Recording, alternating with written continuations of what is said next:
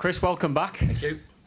Can you sum up your emotions? How does it feel to be Sheffield United manager for a second time? Yeah, a bit surreal, but then getting back into work this morning and being at a place I love, a special place for me, seeing old faces, seeing new faces as well, and delighted to get back into the game. It's a huge challenge. Yeah. So how do you attack that challenge, and how do you approach this game with Liverpool?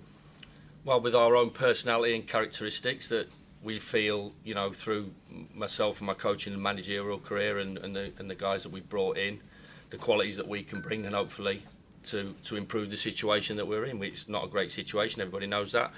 It is the best league in the world, everybody knows that, and we're playing Liverpool first game up, so thanks very much for the fixture list. But listen, 30,000 odd in Bramall Lane on a Wednesday night under the lights against arguably one of the best teams in Europe is a tough start, but one that we can go and attack and have a right go. And I think that's going to be the attitude for me and the players to reignite the supporters, because there has been a little bit of a disconnect especially over the last two games. A lot of good things have happened over the last 2 years here at this football club, getting back into the Premier League. And we're here for a reason, and we've got to enjoy that challenge, and that's my message to the players. And the players have got to set the ball rolling to connect with those supporters, because as we all know, under the lights at Bramall Lane, it's a fabulous place to go and play football, and nothing to lose. Do you feel as though you've got unfinished business here, and how confident are you that you can keep the team up? I think it's business, whether it's unfinished or not. Listen, we're up against it. Everybody in the world, you guys, every pundit that wants to make an opinion, every supporter thinks we're done and dusted. So we've always had that underdog tag, that mentality. We've had it right the way through. Possibly the only season that we didn't have it was when we were in League One, and we managed to deal with that pressure then. So you know, the rise obviously before was great, and a disappointing season stuck in the middle of that. But the majority of the time, me being here, it's been a positive one. So unfinished business. You know, I'm coming back in to help the football club. You know, I've been given that a great opportunity, and I'm grateful for that opportunity from Prince Abdullah, the board, and Stephen, to hopefully make a difference. It's going to be a long, hard season. We understand that. There's going to be some difficult moments we're going to have to suffer, but I'm into the players, and hopefully I can get a reaction out of them, and we can help the players, because obviously at the moment confidence is very low. Relationships became strained towards the end last time. Has time allowed both parties to sort of reflect, learn lessons, and to repair those relationships? Tim, you've nailed it. This is what happens. You know, it's certain things that I really possibly shouldn't have got involved in, and you know, this is what happens. But you know, it has been over time repaired, and there's a reason why Prince Abdullah wants me to come back to the football club.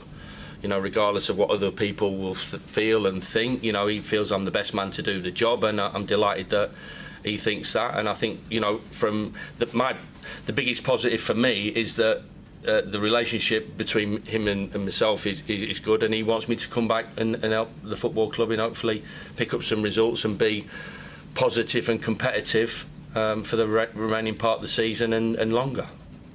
Thank you. Stephen, Chris was hugely successful first time around. What qualities will he bring to the job this time that can make a difference?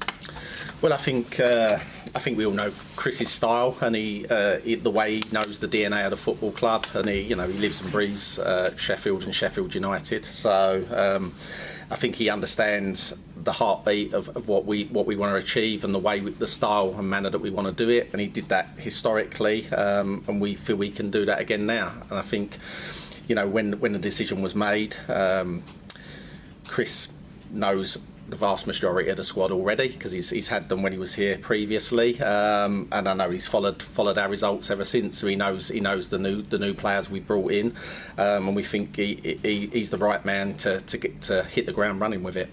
Thank you. Good luck. Cheers, Tim. Thanks.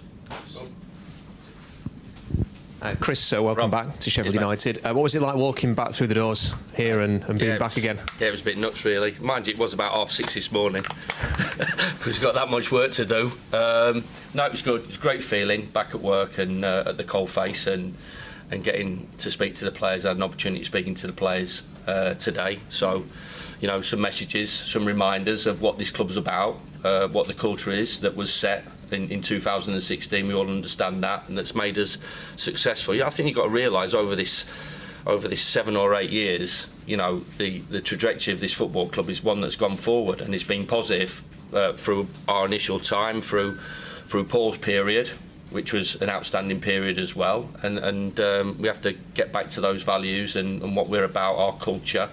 So the players understood that. There's certain players still here that will pass that message on, I'm sure, in the changing room. And obviously a lot of work to do pretty quickly to stamp our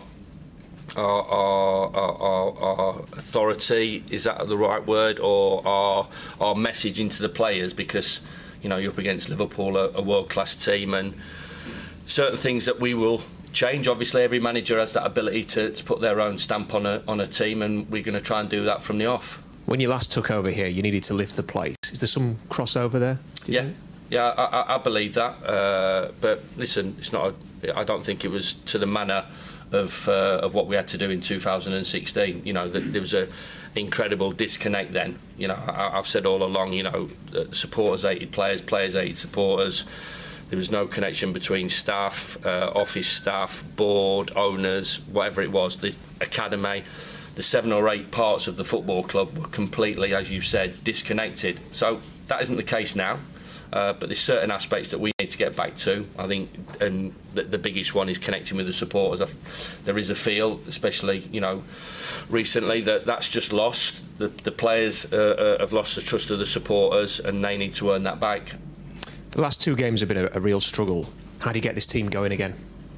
Well, through the messages, through the approach, which is key, and how we're going to go about it. I'm under no illusions that it's an incredible first game to be involved in, but we have the lift of 33,000 at Bramall Lane under lights. And I said to the players, look at it this way. This is an FA Cup 3rd round tie. What would your approach be? You would be looking forward to it. You would want to get amongst it, and you want to go and prove a point and go and get a big result off of a big performance. We need a huge performance. I am, and always have been, one for win at all costs, but I think I've really changed over sort of this last sort of period to look at maybe the performance first. We've got to get the performance right, and I think if we do that, then we can be competitive, and we need to be more competitive than what we have been. Some people say never go back. Why do you disagree with that? I wouldn't be sat here, would I? So, and I think there's different, there's examples of that as well. I think there's obviously people. It's an easy line to roll out, but I think there's enough examples to know that other managers have gone back and enjoyed their time. I'm going to give it my all. I'm enthusiastic and more determined than I've ever been in my life. I think Sheffield United are getting me at my best as well. Through at times you have to feel that failure and feel the pain to make you better, and I certainly have. I'm not arrogant enough to know that there's a hell of a lot of work still to be put in, and we've got to earn the trust of the players back. They've got to earn the trust of the supporters back, because that's key as well. But for me personally, this is a huge challenge that I'm really rubbing my hands together to get back involved in, and hopefully help the club get out of the position that they're in. You mentioned earlier that your relationship with the owner has evolved over time. What was the catalyst for that? What brought you together? Just, I think Prince Abdullah, in his interview with TalkSport today, was talking about past employers, so employees that he likes to have a good relationship with. So, there's a lot of things go off without people knowing what really goes off. So, even though pretty quickly after I'd left, I'd received messages from Prince Abdullah talking about, obviously what happened and wishing me all the best, wishing my family all the best in the future and my future journey, and even as a reference for future jobs. I remember there's a job at Fenerbahce. And he talked to me and said, if you need to use me as a reference, go ahead, and I've got good connections, and I will be advising the owner at Fenerbahce to give you a call regarding the vacant job. So I think that just shows what you know, what Prince Abdullah was about at that time, and it's grown. Has it been weekly? No. Has it been occasional? Yeah. You know, and congratulated him and Paul, you know, on the success over the sort of the last 2 seasons as well.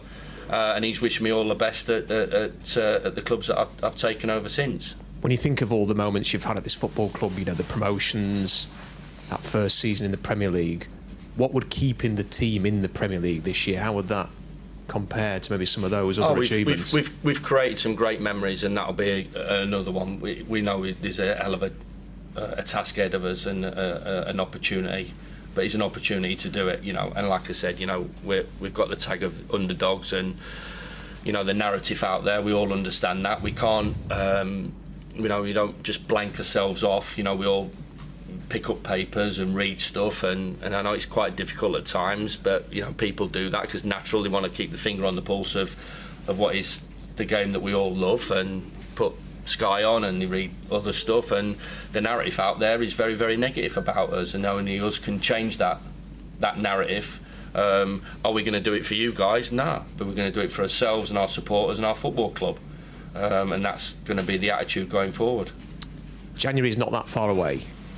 Have you been given any assurances that you'll be able to buy some players, bring some players in?